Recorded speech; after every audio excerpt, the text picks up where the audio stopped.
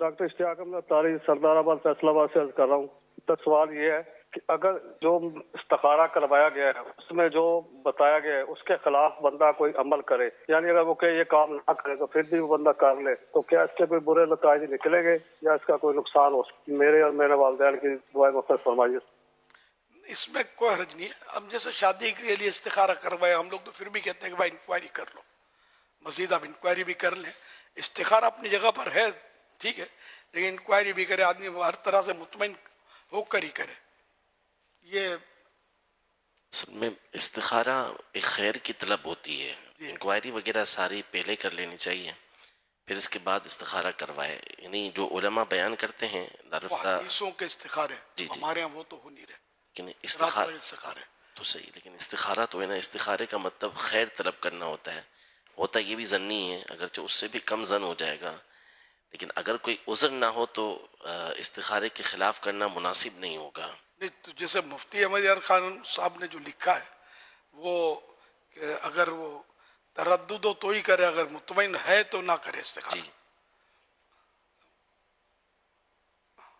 اچھا مفتی صاحب، اگر مثال کے طور پر پہلے یہ وہ کر لیا آپ نے، معلومات لے لی، اور معلومات وغیرہ سب لے لینے کے بعد استخارہ کرتے ہیں نا، تو پھر اگر منع آ جاتا ہے تو پھر وہ اتنی بات بعض اوقات آگے بڑھ گئی ہوتی ہے. تو اگر پہلے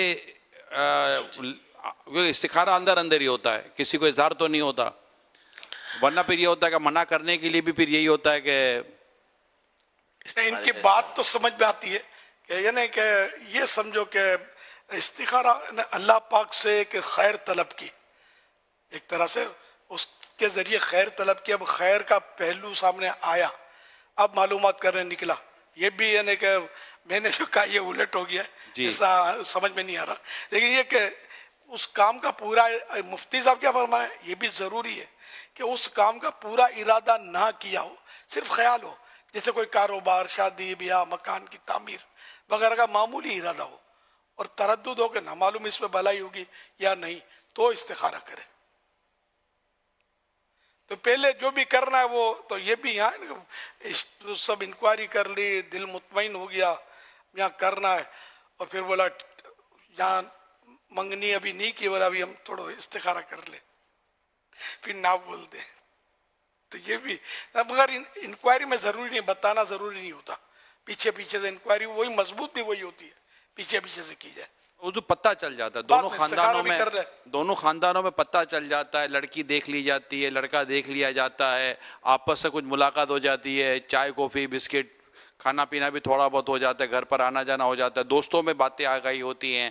تو یہ سب معلومات ہو جاتی ہے، اور یہ ہو جاتا ہے کہ ادھر ہونے والا ہے، اور پھر یہ آتا ہے کہ یار وہ استخارے میں منع آ گئی. منع ہو گیا. یہ مسائل اس میں بہرحال جو جی یہ مفتی صاحب فرماتے ہیں، مفتی احمد یار خان صاحب نے فرمایا، ہم اسی پر ڈن کریں.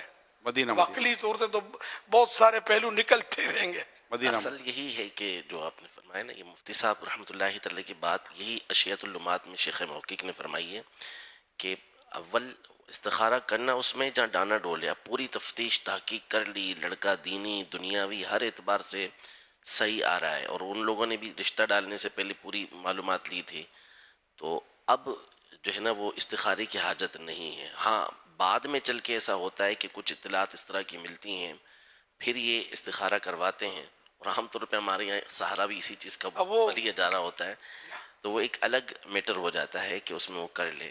لیکن بہرحال استخارے پر عمل کرنا یہ واجب نہیں ہے، اور یہ لازم نہیں ہے کہ اس کے خلاف کرنے پر جیسے ڈاکٹر صاحب نے کہا کہ کوئی نقصان ہوگا ہی ہوگا، تو ایسا نہیں ہے. لیکن بہتر یہی ہے کہ کوئی